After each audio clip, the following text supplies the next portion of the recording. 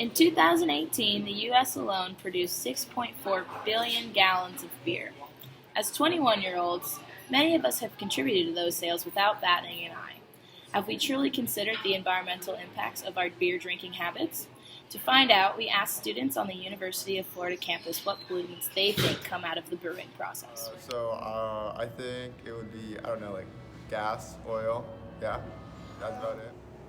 It's like a hard question. I feel like I honestly wish I knew more. As someone who does drink beer, I feel like I should know the way that I'm contributing to harming the environment. But I mean, I know oxidation is a part of brewing, but I don't think that would be a pollutant since it's oxygen. So I really wouldn't know exactly. Hello, I guess that CO2 and methane come out of breweries. So I can spray it. I don't know. I honestly have no idea, but I'd be very interested to find out. A lot of brewery, I'd say a lot of kind of chemicals and stuff from the brewing process, steam and stuff from heating up the barley and the wheat and stuff. I think CO2, but I'm not sure what other kinds of pollutants come out. Yep. Okay, I'm really not sure. I honestly don't have much of an idea. I mean, if I had to guess, it'd probably be carbon dioxide. I really have no idea what air pollutants come out of a brewery. I have no idea. No idea. Okay. Yeah, I don't know. I'm still gonna drink it though. So the biggest difference between large-scale breweries and small-scale breweries is the amount that they produce and distribute each year. So there are 3 different classifications of breweries. There's a microbrewery, which distributes no more than 15,000 barrels per year, a craft brewery, which produces no more than 60,000 barrels per year, and then a macro brewery, which produces more than 60,000 barrels per year. To investigate the differences in air emissions, we first toured First Magnitude in Gainesville, Florida, which is classified as a microbrewery because they sell 3,000 to 4,000 barrels per year. The mill room is completely separate from the other parts of the brewing process due to the high risk of explosion. Because of the risk, everything in the room is grounded. The operators must wear respirators in this room. Although particulate matter is generated, there are not any control mechanisms in place. The operators just try to keep the room as clean as possible. During the fermentation process, the most concerning air pollutant emitted is carbon dioxide. As a microbrewery, there are no regulations in place to control CO2. Therefore, the carbon dioxide is emitted directly to the atmosphere. As an environmentally friendly business, First Magnitude works with the local Gainesville nonprofit We Are Neutral to ensure that their brewing operations are in fact carbon neutral. Our next tour was at the Yingling facility in Tampa. Yingling is a microbrewery. This facility alone produces 1.2 million barrels per year, and as a whole produces more than 6 million barrels per year.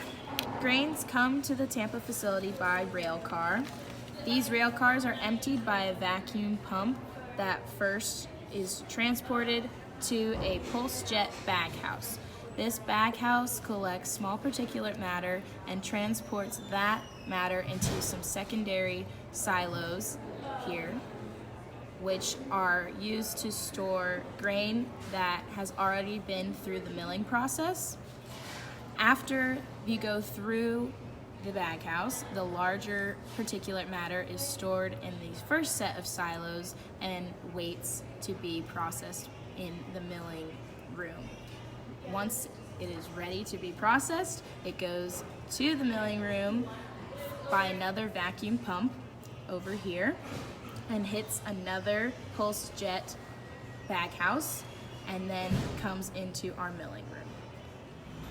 These pulse jet baghouses used are made of a material called Gore-Tex. They made this decision largely due to its tolerance to humidity. The baghouses are inspected every 3 months and typically they are changed every 2 years. As shown in the diagram, the grain moves from the silos to the mill room when the process is ready to begin.